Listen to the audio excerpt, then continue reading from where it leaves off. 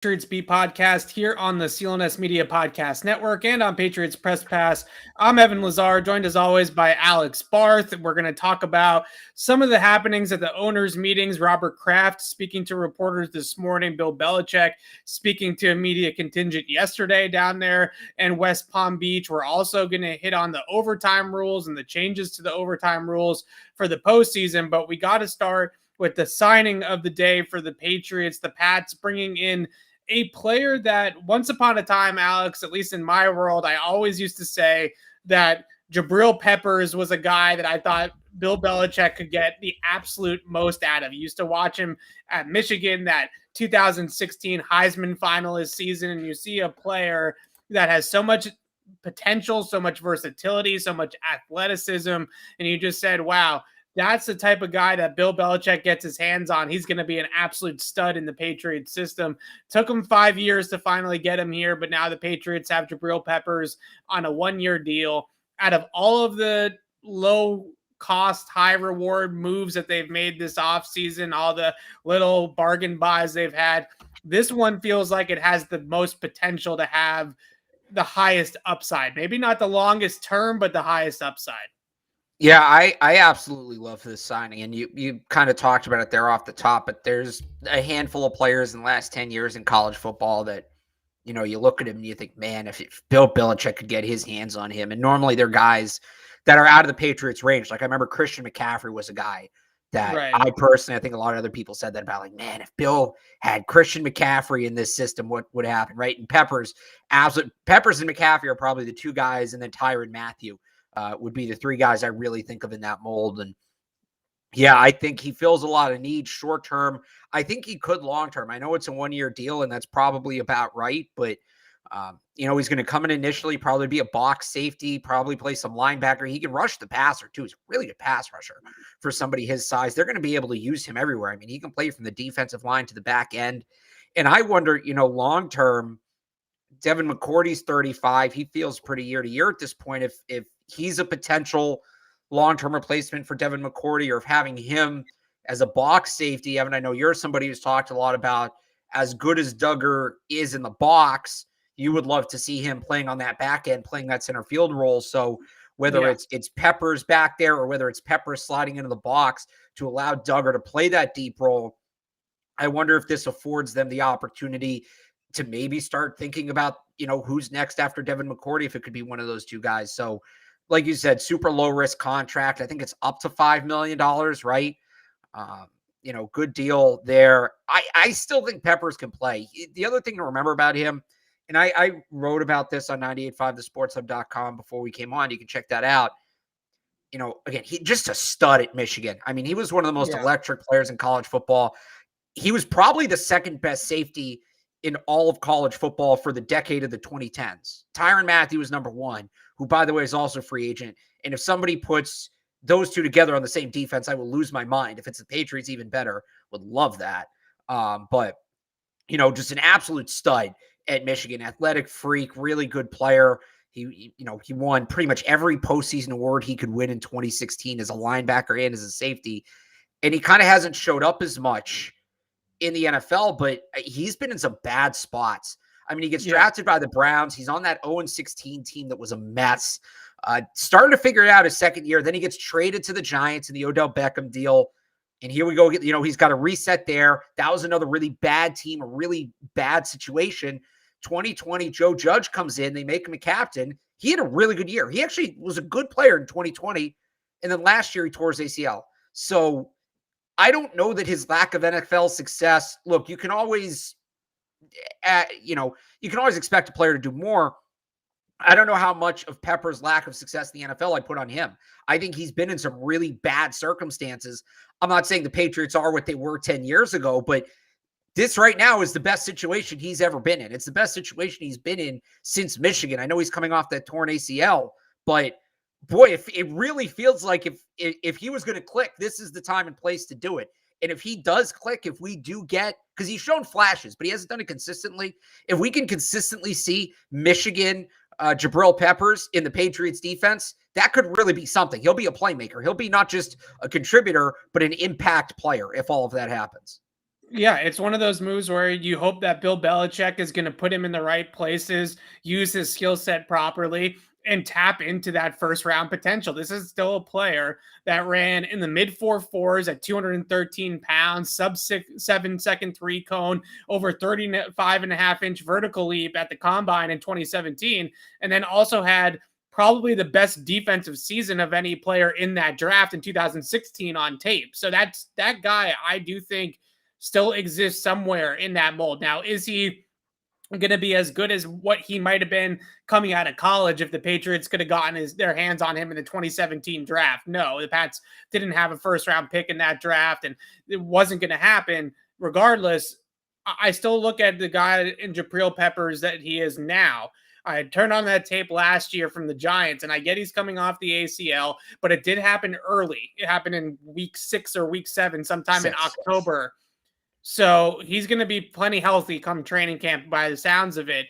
Turn on the tape against the Washington Commanders, and this is a guy that's playing multiple roles, mostly playing in the slot, but also playing some in the box, playing some deep, blitzing, as you mentioned, guarding guys like Logan Thomas, J.D. McKissick coming out of the backfield, playing some zone roles over the middle of the field, and having a lot of responsibility in that defense. And you could tell that he was able to handle most of it, sifting through options in zone coverage, understanding motion and how it affects where his assignments are, banged up the seam with Jordan Thomas, who's a good tight end in Washington that he's running up the seam with.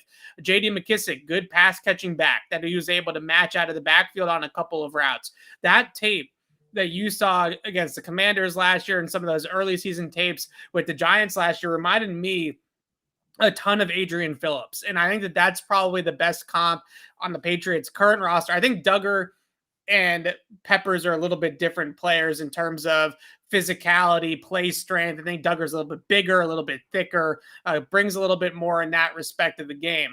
But in terms of how he was used, the assignments that he was used in, the roles, those types of things, he reminds me a whole lot of Adrian Phillips a couple of years ago when I watched Adrian Phillips from the Chargers and was projecting him forward to the Patriots. So we know Belichick loves these types of guys. If it was up to Belichick, he'd probably roster 10 safeties, right? And it can never have too many of these versatile hybrid safety types. Peppers fits that mold again. And not only can he contribute on defense, although he had some issues early on in his career with fumbling, muff punts, things like that, I would expect him to throw his name in the ring for punt returner to replace Gunnar Olszewski. Why not? Kick returner too. Yeah, I would expect him to put him back there. And the more that you can do for the football team, the more likelihood that it is that you're going to make the squad and be a contributor on Sundays and on game days.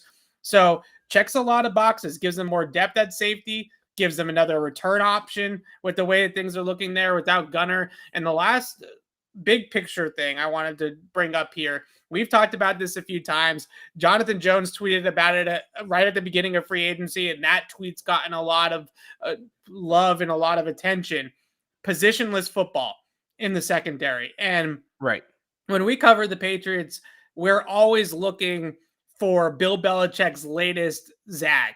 What's the move that he's going to make to go against the curve, to go against the grain, while everybody else is out there paying J.C. Jackson $17, $18 million a year and drafting corners in the top 10 like Patrick Surtain and J.C. Horn last year, and I'm sure Derek Stingley and Amon Gardner this year. When all these teams are putting such stock in outside cornerback talent, it would not surprise me if Bill Belichick looks at that and says, well, now the value around the league is at safety, it's at nickel corner, and I'm not going to worry too much about where everybody's going to play and if we have a true outside guy that can play there full time and all that kind of stuff, and more look at how can we build a secondary that is filled with guys that can just do everything. And that to me, I think is a big indication of a lot of these signings, right? We have Terrence Mitchell and Malcolm Butler and a Mac Wilson trade. And now you bring in a guy like Jabrill Peppers, where all of these parts are seemingly interchangeable. You might not have one guy that can go out on the outside and shut anybody down right now, but you could throw last offseason a guy like Jalen Mills into that category too, who can just basically do whatever he wants and move around and play different roles.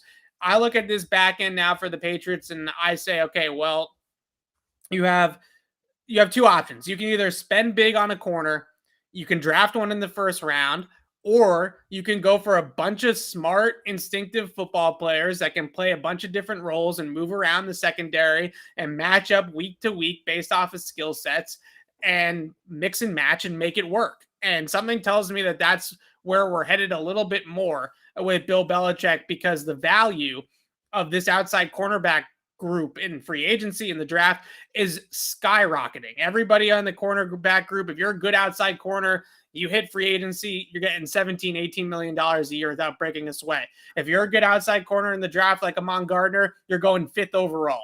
The Patriots aren't going to get that guy. So you might as well find other guys that you can be able to get.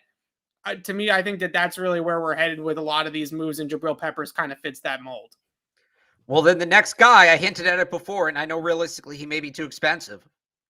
But, man, if you add Tyrann Mathieu to the secondary right now. Yeah. And then, you draft a guy like Ka'ir Elam, there's something there. If this is the route they want to go and be zone and positionless, Peppers and Mathieu, those are the kind of guys you want. It's not going to happen. I'm going to get myself all excited for Tyrann Mathieu because he is probably my favorite college football player I've ever seen. I believe he's the most dominant college football player I've ever watched. And I watched Bush. I watched Tebow. Cam would be like the closest, but the way he impacted the game on the defensive side of the ball, college, pros, any level, I've never seen anybody impact the game as a defender the way Tyrann Mathieu did at LSU. But that's another point for another time. One other thing I want to touch on, you talk about the depth. I think it's more than just, it's safety. I think what would the opposite of the front seven be? The back seven? I don't know if that's really a term people use, but I mean, Jabrill Peppers can play. They can have him play off the ball linebacker. They can have him be an edge rusher on third downs. I mean, he's not really going to set the edge against the run, but 3rd and 10, throw him out there at the edge, send him after the quarterback. He can play in the slot. He can play a little outside. He can play box safety, deep safety. It's not just, insurance for Kyle Duggar and Adrian Phillips. This is a guy that this is Bill's whole thing. And he talks about this all the time. When you have the backups, right? You can only have so many backups. You only have so many players on your roster. You have more positions than you have players on your roster. So you need guys who can be a backup at multiple spots. Right. How many spots is Jabrill at the very least? Let's say he doesn't totally hit that ceiling. He's a serviceable player. At the very least, how many spots is Jabrill Peppers a backup at for this team? Right. I almost want to compare him to like Brock Holt. Money backer, right? That will money backer role. I also look at it and I say, okay, so you can have now some of these packages against some of these teams. Now, I'm not going to recommend it. Like when they play Buffalo, Buffalo found its running game in the second half of last year. And I don't know if you can go dime, quarters defense, 6-7 DBs against Buffalo. You might get run over now with the way that the Bills were able to adapt their offense and use the run game a little bit more. But I do think there are going to be matchups where the Patriots are going to look at it and say, we're going to just put all of our speed and all of our DBs on the field. All these guys can play at the linebacker level. They can do different things at that level that maybe a linebacker couldn't. And that's sort of what I'm anticipating now moving forward as well, is we've talked so much about off-ball linebackers in this draft, right? From Devin Lloyd to Kobe Dean to the day 2 guys like Mama and Beavers and Quay and Tyndall and just, Troy Anderson and just go on down the line. And I wonder, with all these moves, you got Jawan Bentley under contract. They got Cameron McGrone and Raekwon McMillan coming back off of injuries. At what point do you also look at it and say, well, even if we do draft, unless he really comes in here like Christian Barmore did last year and blows us out of the water and is an absolute stud, is there a role for that traditional linebacker to play a ton as a top 50 pick by the Patriots? If the Patriots were to take a guy like Nakobe Dean or Devin Lloyd, or I guess Dean's kind of in a different category, but let's stick with like Devin Lloyd or Mama or Walker or any of those guys. Now you look at it and you say, okay, well, where is his 3-down role? Because on third down, we're probably going to just put all these safeties out there, be running 3 or 4 safety packages in passing situations. And that's going to be a better upgrade for us. Obviously, you would hope that that player could maybe unseat Juwan Bentley at some point in his rookie season. But does the need for off-ball linebacker, is that still a top tier need for you after all of these offseason moves? Mac Wilson's trade, Jabrill Peppers brought in, all these different moving parts now. Is off-ball linebacker still near the top? I don't even know if we either one of us ever had it at number one, but it was always high. Yeah, I had it in the top 3. I think it's a good point. They have done a lot at the linebacker position. And the way I look at it, Mac Wilson's still young. What is he, 25, 26 years old? Another guy who, like Jabrill Peppers, I don't know that his lack of NFL success is because he's not a good enough player. It's that nature versus nurture thing, right?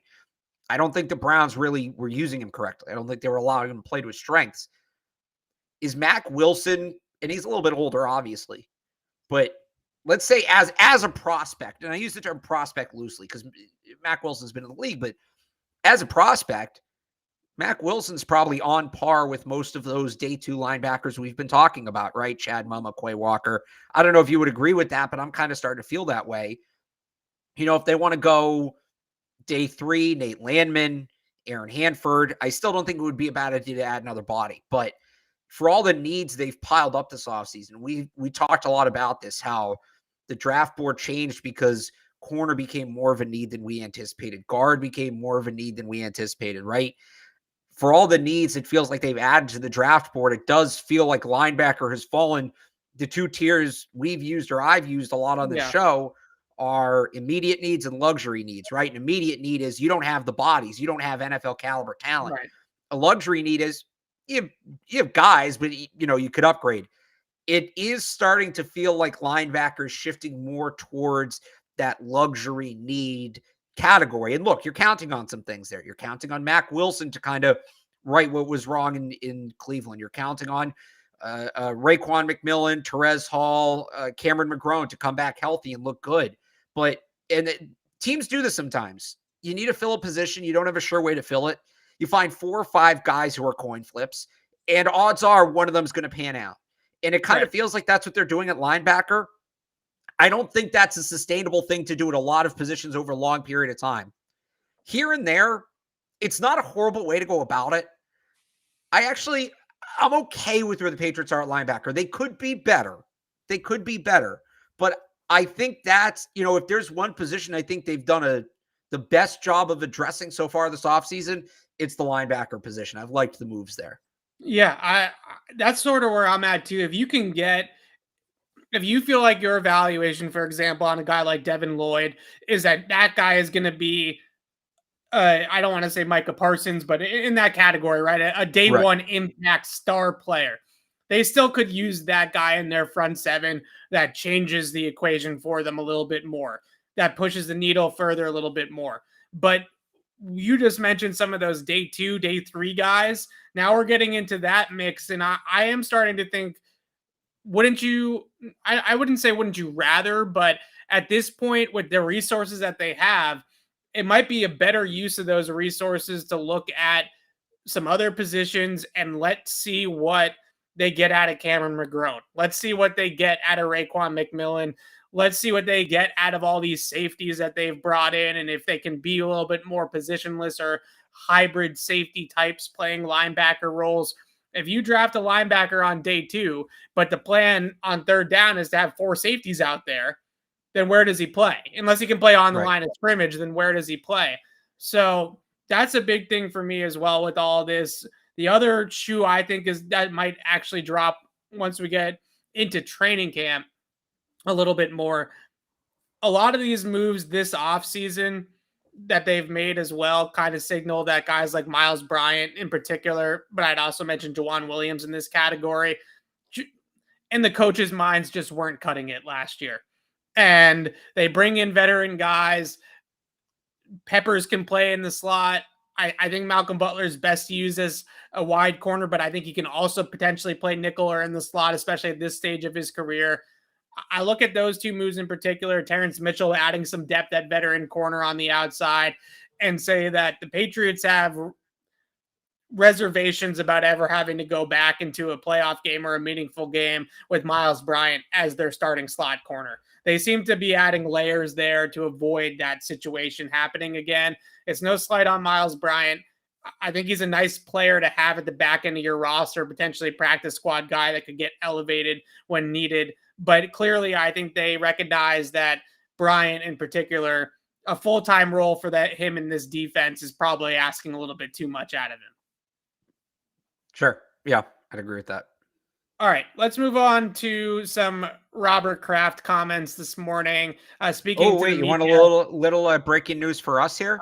We really It's need not, no. Well, this is really just for us. Nobody in the chat's going to care, but I would have texted you this if we weren't on.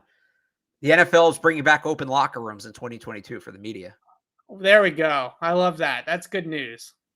Yeah, that's so we can get a little more of the personality of the players now, which will be nice. I know people enjoy that. So yeah, I mean, it's disappointing that when you have all these new faces and you're trying to usher in a new regime of players and Matthew Judon and Jalen Mills and all these guys come in last offseason, Hunter Henry and Nelson Aguilar Bourne, all that stuff happens last offseason. And the closest that we get to having a real interaction with these players is at the podium. There's no side conversations. There's no off the record conversations with any of these guys. And to me, that's where a lot of the information, especially I would say for me personally, from a football standpoint, because somebody might not tell me on the record where exactly he was supposed to be or who was exactly supposed to be where, but I might be able to get somebody to tell me it off the record, right? And then I can use that in my analysis. So that's a big thing too. With it, I say bigger for me personally, the football side of it. So I think that would be fun. All right, Robert Kraft. It spoke this morning. Bill Belichick spoke yesterday. We didn't have a podcast yesterday. What were your biggest takeaways here from RKK though? Because he did. Do you feel like he put any pressure on Belichick? Because I feel like he tries to, but he also knows in the back of his head, I'd be absolutely crazy to get rid of Bill Belichick. So we're not actually going to do that. But I got to say some things in the media to be a little bit more pushy with where we're at right now as an organization. I think if anything, he put pressure on Matt Groh, with the comment about, we had a good draft last year. I hope we keep doing that. Made up for the last 4 years. This is how, we need to build to win. And I've said this offseason. I think this is the whole plan. I think, what are they doing in free agency? The plan is to add the impact players in the draft. And that's much easier said than done. But that was my big takeaway from what Kraft said, because they got to go to him and tell him how much money they plan to spend. And I'm sure, they probably got up to him that this is what we're going to do. We trust Matt and, Elliott Wolf and those guys we're going to replicate what we did last year. Realistically, I'm trying to think of how to phrase this. If they added 3 impact players in the draft last year, right? In Mac Jones, Ramondre Stevenson, Christian Barmore, 3 immediate impact players. If they add 3 or 4 immediate impact players this year, they're actually in pretty good shape. And then the other thing, thank you in the chat. Somebody probably something in the chat. The other thing Kraft kind of hinted at is they're counting on internal growth, and not just from last year's rookies like Mac and Barmore and Stevenson, but guys who now have a second year in the system. Nelson Aguilar, Kendrick Bourne, Jonnu Smith, right? Bill kind of talked about this with Jonnu Smith as well yesterday.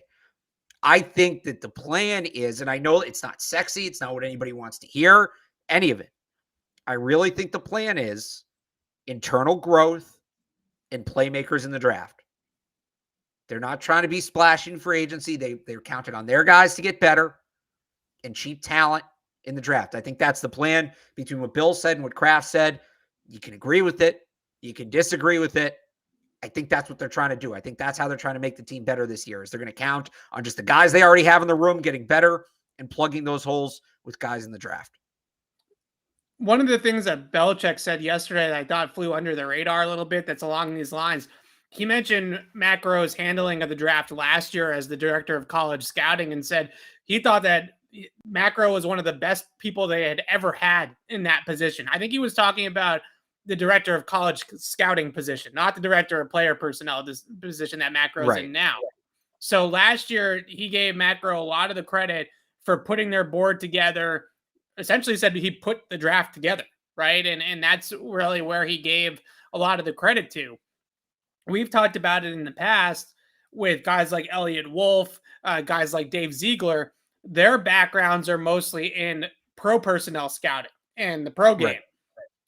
Groh is more of a college scout and a college. I mean, he's all that's his whole background. Right. So I believe that Bill is telling the truth when he says that Matt Groh was the driving force behind the draft last year. And it was pretty clear that Bill thought the most successful thing about their entire offseason last year was the draft. And that's why he promoted the draft guy to director of player personnel. So, and I mean, wasn't it? I wouldn't disagree with him if that's his thought. No. And I look at what Robert Kraft said today. He continues to harp on the fact that they need to build through the draft. And you're right, Matt Groh's the guy. He's the guy that they're hoping can hit on another couple of draft picks here, point Belichick in the right direction, get them some good players in April, and that's going to be their main offseason additions. I also like when Robert Kraft speaks like he's a fan or like he's one of us when he talks about Bill's moves, and he's like, I try to stay out of it because I know I don't know enough to really interject, but it also looks a little funny to me, the coaching staff that we're putting together. So I'm trusting that Bill Belichick has the right idea here and is the super genius that we all think he is, and that the results are going to speak for themselves. But Kraft went in a little bit about the coaching staff and admitted that even he doesn't always see the direction that the Patriots are going in. And Belichick himself confirmed yesterday that they are going to move Matt Patricia to offense. Joe Judge is going to be heavily involved in the offense.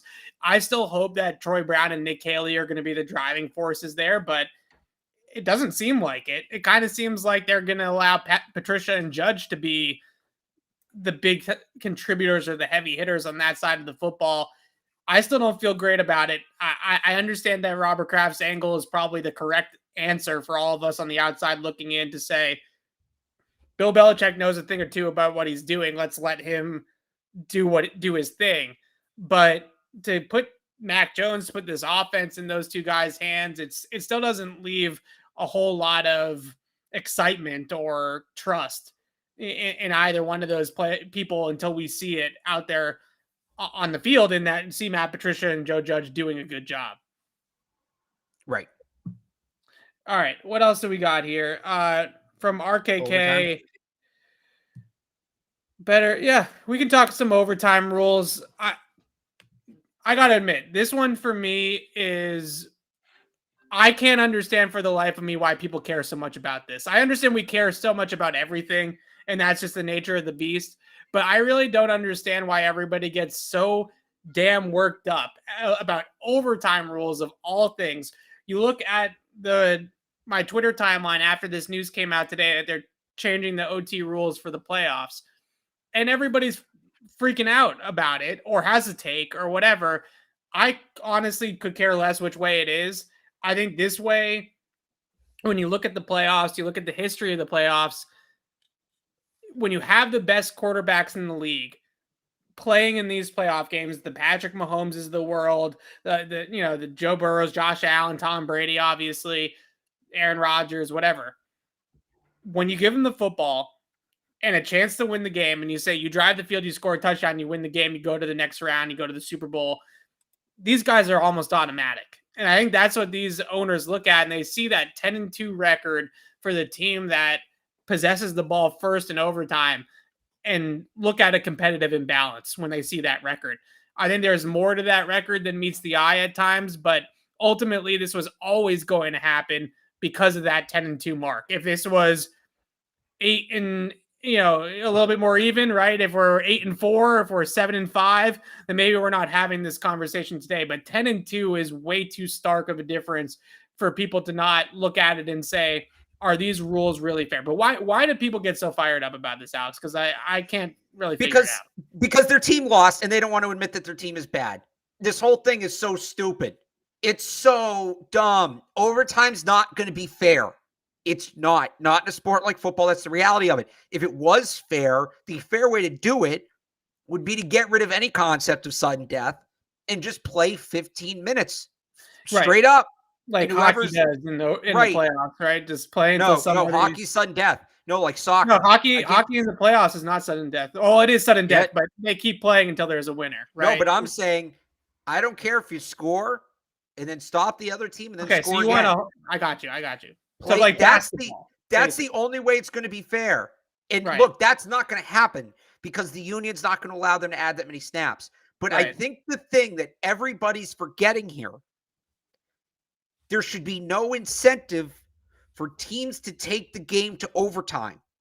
Yes, if you're trailing and it's either overtime or you lose, then yes, you want overtime, right? If you're down 7 with 10 seconds to go, you're not just going to kick a field goal. Obviously. There should not be incentive for the Buffalo Bills to go into the prevent defense of all time because if the game goes to overtime, that's fine. We'll have our shot. Like that needs to be decentivized. Yeah. You should not. Overtime is we got to wrap this up because we've got to go home for dinner and the streetlights are coming on. That's all overtime is supposed to be. Overtime isn't supposed to be a viable strategy to win games. And that's the problem here. You're just making it easier. You're making it easier to win in overtime because now you don't have to necessarily get a defensive stop. And by the way, for all the people saying it's not fair that the two teams don't get the same number of possessions, what happens when Team A scores a touchdown? Right, because the defense is so gassed at that point. You can't count on the defense. Okay, fine. Team A gets the ball. They score because the defense is gassed. Team B then gets the ball. They score because the defense is gassed. You know what it is now? It's the old overtime rules. The ones where you could win the game by going 40 yards and kicking a field goal. Yeah. Now that's back with the gas defenses. It's not going to be fair. It's never going to be fair. Teams should have a fair chance. The fair chance is win the game in regulation. That's your fair chance. You have a 60-minute fair chance to win the football game. After that, it all goes out the window. So don't go into prevent defense. Don't start benching players. Don't, we'll give them a field goal, whatever. No, win the game in the time allotted. After that, I have no sympathy for you whatsoever. Like, I don't necessarily care that they changed the rule or they didn't. I just think this is so baseball. This is what baseball does all the time. They solve problems that didn't exist. Like, this doesn't solve anything. If anything, it makes it worse. Doesn't solve anything, but in the interest of fairness, now nobody can ever say again that my quarterback didn't touch the football in overtime. And that's ultimately all that it is. But what it's going to become is, well, their quarterback got the ball twice, and our quarterback only got the ball once. They just had to kick a field goal. Like, this is just responding to people bitching. But I think people are still going to bitch. I think the hardest part that people had with the overtime rules, the way that they were, is that Josh Allen never gets the ball. That Patrick Mahomes in the 18 AFC title game never gets the ball. That sucks. I get what you're saying. The Bills had 60 minutes. The Bills had no. Let me say it. The Bills had 60 minutes to put the ball in Josh Allen's hands. They had 60 minutes, 6-0, to put the ball in Josh Allen's hands, and they didn't take it. I don't have any sympathy for them at that point. I didn't have sympathy. I don't have sympathy for it either. For anything. It's stupid. I honestly could care less about it. Like, play whatever overtime rules you want to play. But what I come back to is two things. One, the league doesn't want the outcry about the overtime rules to exist anymore because the league. But this isn't going to change that. There's still going to be outcry.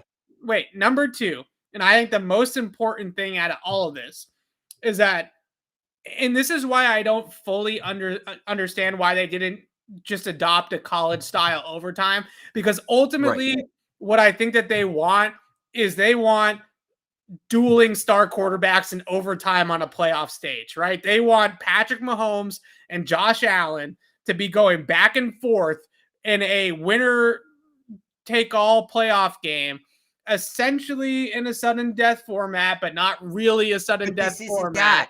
This is essentially it's clearly not that. Right. This is what that's right. The problem is they should have gone with the college style overtime, if they wanted that, it's overtime. And the two best quarterbacks in the league are going toe to toe, even though that already happens in the fourth quarter of most games. Right. If they wanted that theater, then they should have just gone all in on a college style overtime so that that was the setup. Now it feels like you've been saying, team A scores, team B scores, team A kicks a field goal, team B cries. That's exactly what it feels now like we're setting up for now. Well, they won the toss, so they only needed to kick a field goal to win the game. It's the coin, the coin, the coin. Well, then there's the other argument that now, and this is where I was going to take it in a second. Yeah.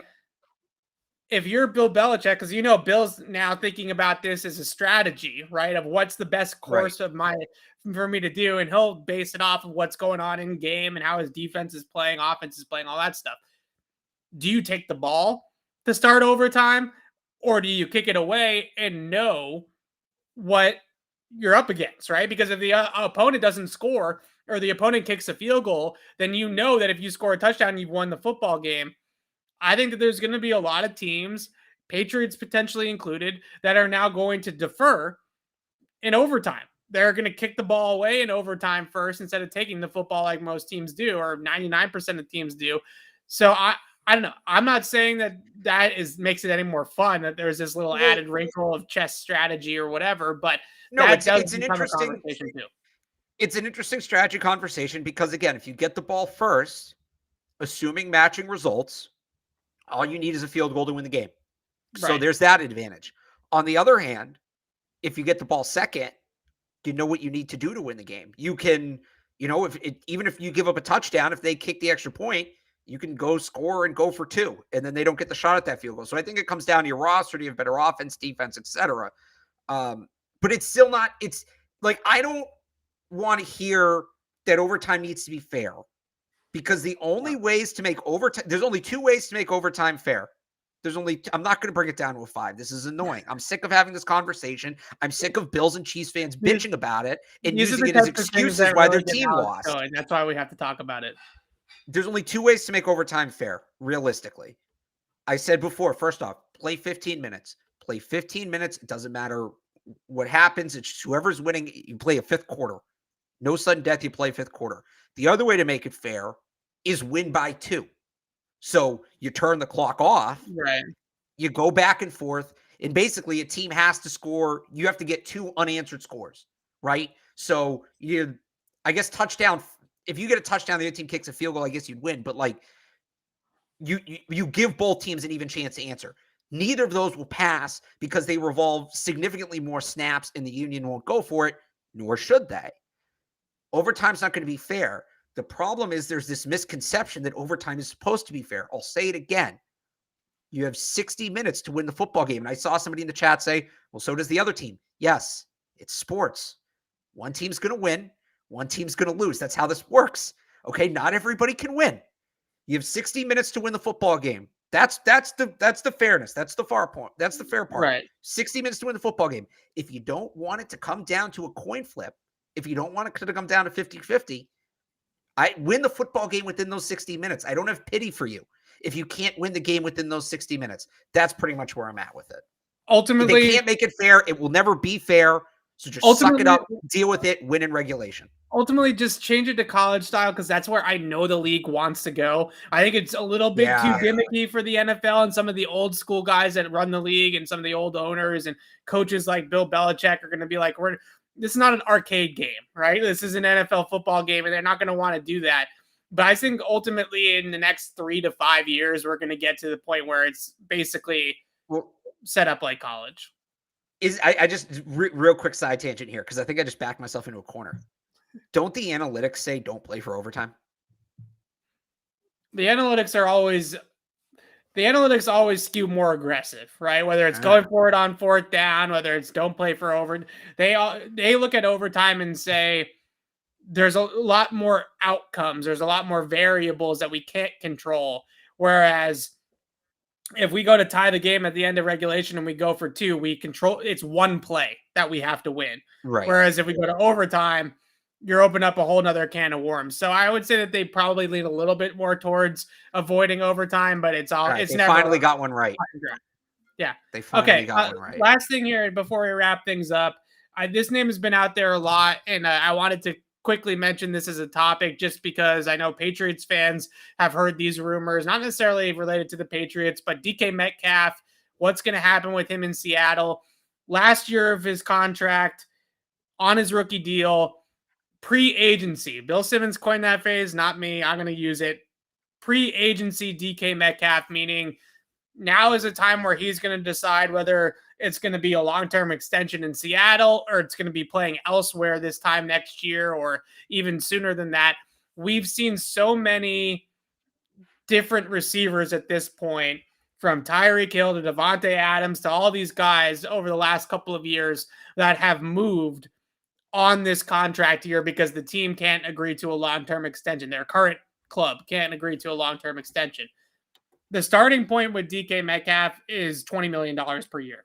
The deal that Mike Williams got, the 3 for $60 from the Chargers, that's the absolute low point for a DK Metcalf contract. My guess is that he probably might hit a 5-year, $100 million deal. Not obviously fully guaranteed, but somewhere around that.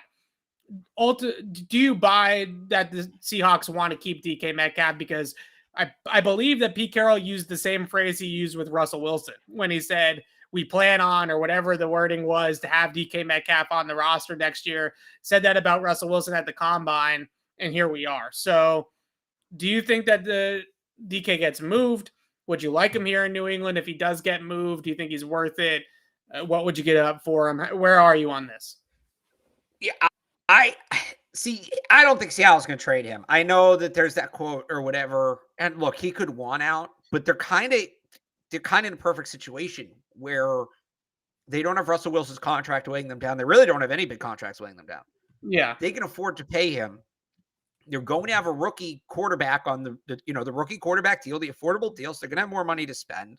And look, what's the conversation we've been having all off season? I know, the Bengals had it last year. The Jets are having it now. You get the young quarterback. You want to pair him with the stud wide receiver. You're looking for a guy who's probably about 25, 26 as a true deep ball threat. Bengals have him. The Seahawks have him, and the Bengals have him too. But the Seahawks have him in DK Metcalf. I don't see the incentive to move him. Like a guy like Tyler Lockett's 30. By the time they get through this rebuild, Tyler Lockett's not going to be, a contributor. So it makes sense to move him. You come out of the other side of this rebuild, DJ Metcalf's going to be 27, 28. He's going to be right in his prime. And you have that elite receiver for your young quarterback. So I wouldn't, even if he asked for a trade, if I'm the Seahawks, I really dare him to do it. I started 3 first-round picks. And if he's going to let him hold out, right? Let him hold out. Let him waste years off his prime. Let him tank his value. Unless I can get an absolute haul for him, like an absolute haul, because I think you could. The big question is more.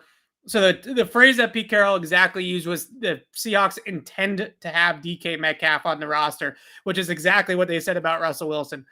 I think the biggest thing is with DK, does DK want to be in Seattle? Now, he's came out and said since the Russell Wilson trade that he feels like the leadership role left by Wilson, left by Bobby Wagner, it's now up to him to step up to that mantle, and talking about being the next guy in Seattle. But if you're DK Metcalf, the options that you can play with at quarterback are so much better out of the other 31 teams that would probably love to have DK Metcalf on their roster than anybody that Seattle's going to get, whether it's Malik Willis or whoever, right? I mean, it doesn't matter. All the other quarterbacks are going to be better pairs for DK than any of those guys. So when I look at Tyreek Hill, I look at Devontae Adams and the way that they essentially force their way out of their current stops. I do wonder if we get to a point with a guy like DK where he's forcing his way out of Seattle more so than the other way around, because he looks at it and says, they have nobody to throw me the football. I'm a downfield receiver. It's not like DK is one of those gadget type of receivers where like a Deebo Samuel, where you can get away with having an average quarterback. You need to have somebody that can push the football accurately to him down the field. Otherwise he's useless. So ultimately, I think he's going to want to trade. What would it take to get him? I think it's at least a first and a second round pick like Devontae Adams got in Green Bay or for It's Green Bay more. from the Raiders. The reason why it was so low for that situation, I think, is because Devontae Adams only wanted to go to the Raiders. There was he wasn't going anywhere else. It hurt his market. The trade that the Dolphins made with Kansas City for Tyreek Hill might be a little bit. He's not quite as good of a player as Tyreek Hill. I don't think quite as productive as Tyreek Hill was. But I think you're talking about 5 or 6 draft picks going back to Seattle for a guy like DK. If I'm Seattle, I don't move him. I think because you're essentially, it's weird. I talked last year a lot about the steps of the rebuild, right? Yeah. They have step 2 done. They still need to do step 1, but they have step 2. They have step 2 done. You talk about the quarterbacks in this year's draft. The pitch to DK would be try it with the guys in there for a year. Next year, you got Bryce Young, CJ Stroud, Phil Dracovic, Anthony Richardson. You've got some cannon arm quarterbacks coming out next year. If he can put up for 1 year, suddenly if you're DK Metcalf, you're 26 years old, you're about to get the bag, Seattle can give it to you. You've got a capable quarterback. I think it would, so here's the thing. If we're going to do this, right, have this conversation about the wide receivers and the pre-agents and all that, I think I would put DK 3rd or 4th in terms of the most likely to move. He's probably better than some of these other guys, but I think it would make more sense. It would be better use of our time to have this conversation about, I think AJ Brown is the big one, right? Because that entire, not to revisit the N'Keal Harry thing, but that entire, it's that entire draft class is coming up on it. So Terry McLaurin, AJ Brown, Deebo Samuel, those are the DK, 3. Hunter Renfrow, if you want to go a little bit deeper, although with Josh McDaniels in Vegas, you would have to assume that Hunter Renfrow is going to be a priority for them. All those guys are now set to be free agents. None of them, obviously, were first-round picks, so they're all on expiring deals. When you look at the Patriots' flexibility, we talked about this a little bit with Miguel when we brought him on early in the offseason, and he discussed the issues that the Patriots have with draft capital. They don't have the capital like Miami did to make that Tyreek Hill trade happen. They don't have the capital to outbid some of these other teams when these guys come available. But that entire draft class is now looking for their payday, and all of them have earned it. Even in the chat, Nick said Deontay Johnson from Pittsburgh is another one. Not necessarily on the DK Metcalf, AJ Brown level, but still a really good player. So all those guys are due for contracts. All those guys could be moved at any time at this point, it feels like, just because we've seen how rocky this gets. Any one of these guys decides that they want out, there comes the trade. This is turning a lot more into the NBA. I don't necessarily like it, but that's kind of where we're at now, where players don't necessarily need to honor contracts and they can force their way out of situations. And this is what we're at. This is where we're at. It's, in terms of the Patriots and all these guys, I just don't see the Patriots ever giving up the draft capital to pull off a trade like Miami made for Tyreek Hill. Giving up Bill Belichick 4 or 5 picks to then go ahead and pay somebody $20 million a year over a 4 or 5 year contract. To me, I don't ever anticipate Bill Belichick being willing to part with that much investment for one player that's not a quarterback. Maybe he would do that for a prime star caliber quarterback, but then I don't even think so. So I don't know if the Patriots are going to be interested in any of these guys. Maybe if they hit free agency next offseason, they could throw a bag at somebody. But in terms of losing draft capital and paying the guy, it seems a little bit lofty to expect the Patriots to get involved in that. Yeah, again, not all these guys are going to get moved. It doesn't make sense for the Titans to trade AJ Brown. It really doesn't, because their window's so small. They're going to have to, Tannehill's getting up there, and Derrick Henry, relative to running back, is getting up there. They're going to have to rebuild in a year or two anyway. It doesn't make sense to start shrinking that window. AJ Brown, to me, is the guy who's just going to play out the last year of his deal and then hit free agency. So, Again, it's another reason why, if you want to have this conversation about that 2019 class and guys who might be available, I think there's a conversation to be had there. I don't think DK Metcalf is the guy to have that conversation about. Again, I think it's AJ Brown, Terry McLaurin, Deebo Samuel. Those are the guys, right? Titans are towards the end of their window. Jimmy Garoppolo sucks. We don't know what Trey Lance is going to be, but the Niners are kind of a mess. Also, that team's low-key embarrassing the way they keep losing in the playoffs. I could see Debo wanting to get out of there, putting their left tackle in motion. Get the hell out of here with that. And Washington can't lock down a quarterback. And look, maybe they take Malik Willis if I'm looking at this, they have Carson Wentz. I forgot.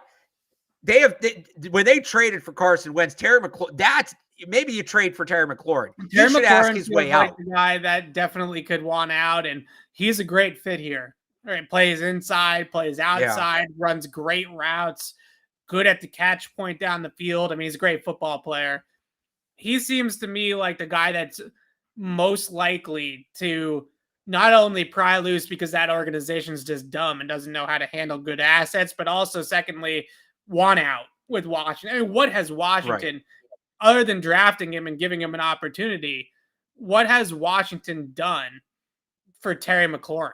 I mean, they've done nothing but kill his career around him. He's an all-pro caliber talent that's never been on a good football team, that's hardly ever played with a good quarterback. So yeah, that's the one that I circle and look at and say, okay, well, it'd be nice to dream about Deebo Samuel and correcting that wrong, or DK Metcalf and potentially correcting that wrong. But the guy that I really feel like makes the most sense now is somebody like Terry McLaurin, who has got to be wanting out of Washington. I mean, he just has to. Yeah. All right. I'd agree. So that about does it here for us today. We're going to cut this one short so that my jaw doesn't explode. Fighting through some pain today. So I appreciate everybody, dealing with that and everything for me. But on Thursday, big show on Thursday, mock draft 2.0. Alex and I got screwed in mock draft 1.0, essentially dealt the worst case scenario, a terrible hand. And now we're hoping mock draft 2.0, we're going to get the best hand possible, be able to take somebody like Jordan Davis or Jameson Williams or Olave or whoever at 21 and go from there. But we're going to have mock draft 2.0 on Thursday afternoon.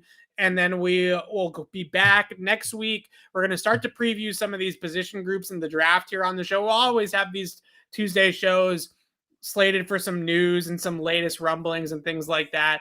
But we also want to start previewing and doing some deep dives into some of these position groups that the Patriots might be interested at the top of the draft and throughout the draft. So look for that next week as well. But on Thursday, mock draft 2.0. We got great turnout last week. Hopefully we'll get that again this week. And like I said, hopefully the draft will go a little bit better at the top than it did last time, with the simulator absolutely killing us on PFF. Now you can trade veteran players as well. So we can maybe ship a chip like a N'Keal Harry or like Isaiah Wynn or whatever the case may be and get another pick and have some real fun with it. So we'll see you guys on Thursday for mock draft 2.0. And until then, signing off for Alex Barth, I'm Evan Lazar. Thanks so much for watching, everybody, and we'll see you in a couple days.